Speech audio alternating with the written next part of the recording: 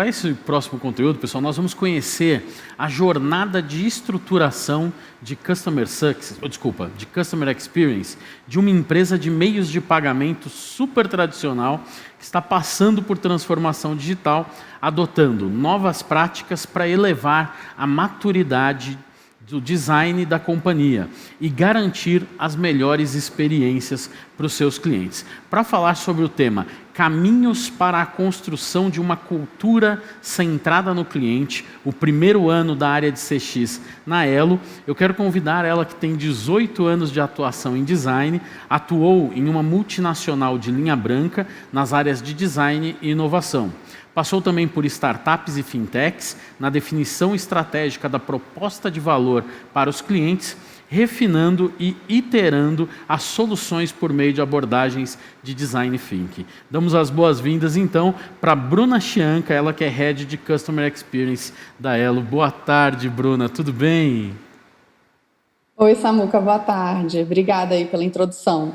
Imagina, querida, estou bem ansioso aqui para conhecer, porque a gente conhece um pouco da Elo super tradicional e agora você vai contar para a gente um momento muito especial que vocês estão vivendo aí. O palco é todo teu, fica à vontade, tá bom?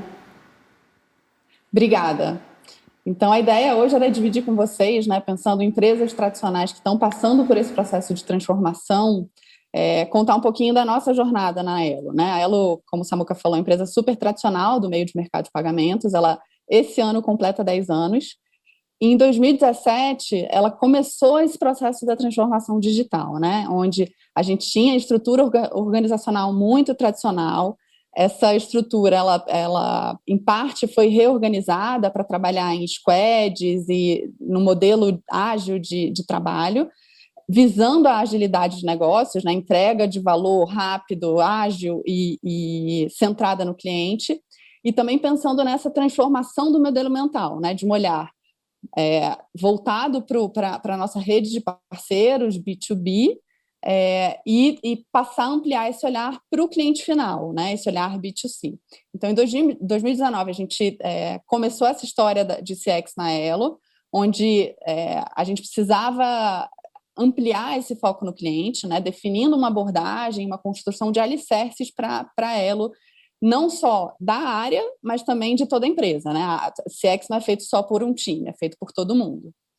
Então, entendendo a experiência, tinha um desafio importante de pensar que a experiência ela é a ponta, né, do iceberg. A gente tem camadas que são mais profundas que promovem essa boa experiência, uma experiência ruim do cliente. Então, um primeiro passo importante era entender essa estrutura. A gente tinha uma estrutura super complexa de times internos e times terceiros. Era importante a gente mapear essas equipes terceiras e trazê-las para perto também para colocar essa importância da atuação delas, né? Refletindo a experiência do cliente. Então, um trabalho muito próximo de avaliar qualidade, de entender necessidades, de pontuar a estratégia do negócio, atrelado também aos times que já estavam atuando no modelo ágil, né? E era importante entender que esses times estavam num processo de mudança e de construção de um novo mindset. Então, a forma e a abordagem como time de CX traria esse conteúdo e esse novo approach era fundamental para o sucesso ou para o fracasso, né? Então, a gente procurou embaixadores, times que tinham mais abertura nesse momento, identificou as iniciativas que eram mais estratégicas para ela naquele momento. Um outro ponto que era importantíssimo, né, era entender os métodos e ferramentas, né? Muitas vezes a gente não tinha um cenário de um workflow desenhado com papéis e responsabilidades, as pessoas que a gente via envolver, né? E até uma questão de conteúdo, de ser didático para essa nova abordagem. Tudo isso, né, o lado mais profundo é a maturidade de design que a empresa precisava desenvolver, né? Então, a gente atuou muito nos fóruns e ritos ágeis, né, definindo qual que é o escopo da área, divulgando métodos e ferramentas. A gente passou a adotar, né, com mais propriedade, pesquisa e teste, service. Então, isso tudo ajuda a trazer mais conhecimento para as equipes né, do cliente final. E super importante a gente ter apoio dos stakeholders, né, o patrocínio deles para essa mudança de modelo mental. Porque essa mudança ela não acontece da noite para o dia, né? ela precisa ser paulatina, a gente precisa reforçar e repetir, então era super importante entender que tudo isso, dentro desse contexto da Elo, se não fosse trabalhado, a experiência do cliente ela não seria sentida, né? Então, o time tinha aspectos importantes de atuação, né? Conceber essas experiências centradas no cliente, muito com olhar e com approach de design, né? De ampliar esse olhar, de entender em profundidade e atuar em colaboração com outros times. É importantíssima essa colaboração e facilitar nessas equipes a visão de negócio, a visão de tecnologia. Multiplicar esse mindset na empresa, né? Então, são modelos e formas de trabalho que nem todos estão habituados, então, facilitar processos, suportar nessa mudança, muito em conjunto com o time que está tocando a transformação ágil também.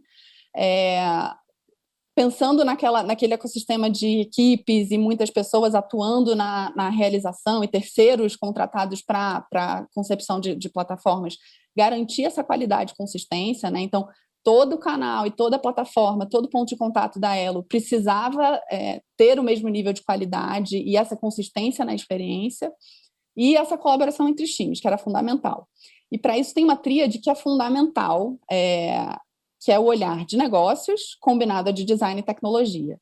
Então, se a gente pensa numa solução que considera uma ótica só de negócios, a gente pode não atender uma dor do cliente final. Se a gente olha para aspectos apenas de design, funcionalidade, usabilidade, pode ser que isso não pare de pé ou que não seja viável tecnologicamente.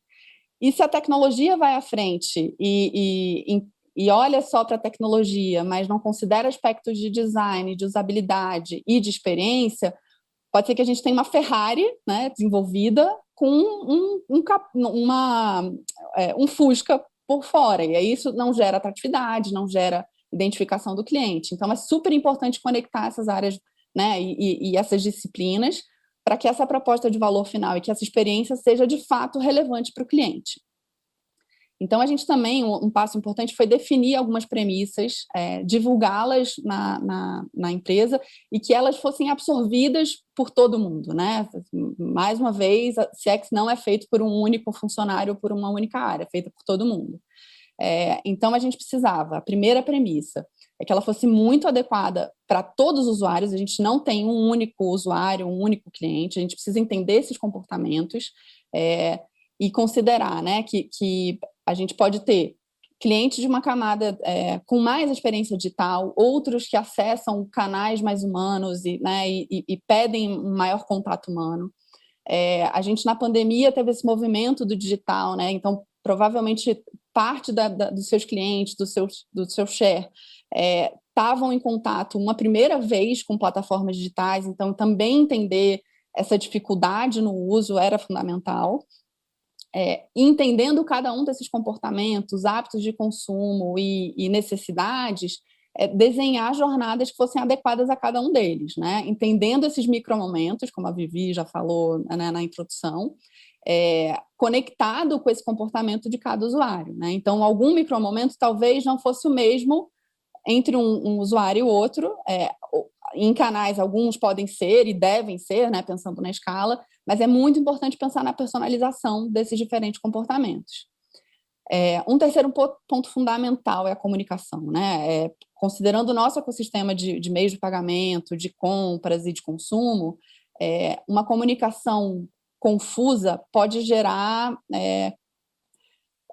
falta de confiança. Então, essa transparência, explicar de uma forma simples e clara para o usuário final é fundamental para que se gere essa conexão e que ele né, se relacione bem com a sua marca. E, por último, pensando, né, no esforço e na confiança que esse esforço leva, reduzir ao máximo tarefas, elementos que pesem esse esforço cognitivo em canais e plataformas digitais. A gente tem níveis de escolaridade diferentes entre clientes, então, quanto mais simples e menos etapas a gente conseguir eliminar, mais etapas a gente conseguir eliminar ao longo do processo, melhor. Se você tem algum dado que você, né, já conhece do seu cliente, não pergunte de novo, não peça, né, peça para ele confirmar ao invés de perguntar, formulários muito extensos. Então, tudo isso são maneiras de diminuir o esforço cognitivo ao longo do uso das plataformas. Um outro ponto fundamental é valorizar esse relacionamento, né? A gente precisa, sim, acompanhar as métricas, CSAT, CS, né, NPS, mas que as métricas não sejam o fim, elas sejam um meio para conhecer muito bem o seu cliente, para reconhecer esses erros, iterar o processo, corrigir e refinando essas soluções. E, por fim, valorizar, né, esse cliente, entender que ele tem uma história com você, reconhecer essa história, premiá-lo em momentos pontuais, né, lembrar desses micromomentos, valorizando esse cliente, né, e alavancando esse relacionamento. E, por último, uma premissa super importante é o efeito do bom design nas plataformas, nas soluções. A qualidade, a gente sabe, tem estudos que estão muito atreladas ao valor percebido daquela marca ou daquela solução. Então, só a tecnologia, né, ser de ponta e ser muito bem avaliada não é o que é relevante para o usuário final. Então, ter uma boa apresentação, estética, usabilidade fácil de ser usada é fundamental para que o cliente valorize essa experiência. Um outro ponto é que essa experiência seja unificada, né? Todos os canais digitais seus, né? Do e-mail marketing, do SMS, passando pela plataforma, pelo e-commerce, que ela tenha ponto de conexão, que o usuário identifique e que ele também reduza esse esforço cognitivo. Porque ao aprender a usar um botão, a determinada funcionalidade, ele sabe que ele vai usar isso em todas os outros canais e plataformas.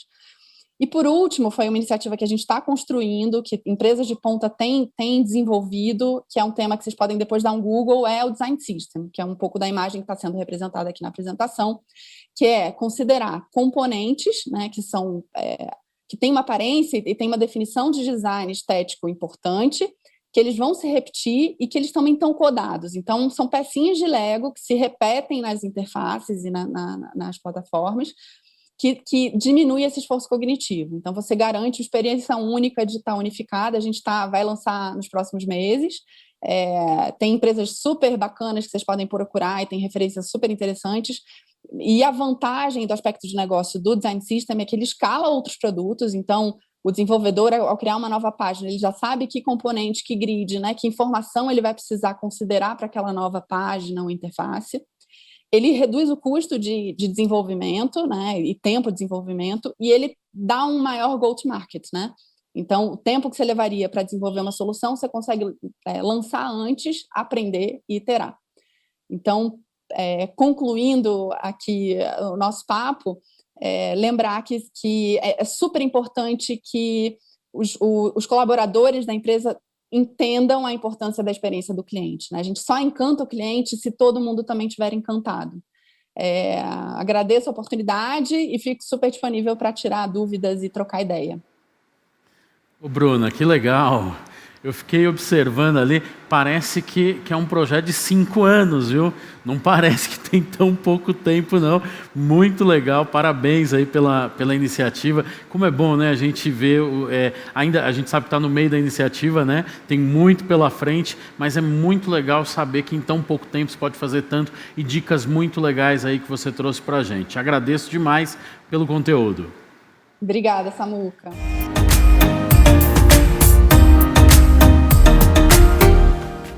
E aí, gostou do vídeo? Então não deixe de curtir e compartilhar. Aqui do lado tem 2 sugestões que você pode gostar. Até a próxima!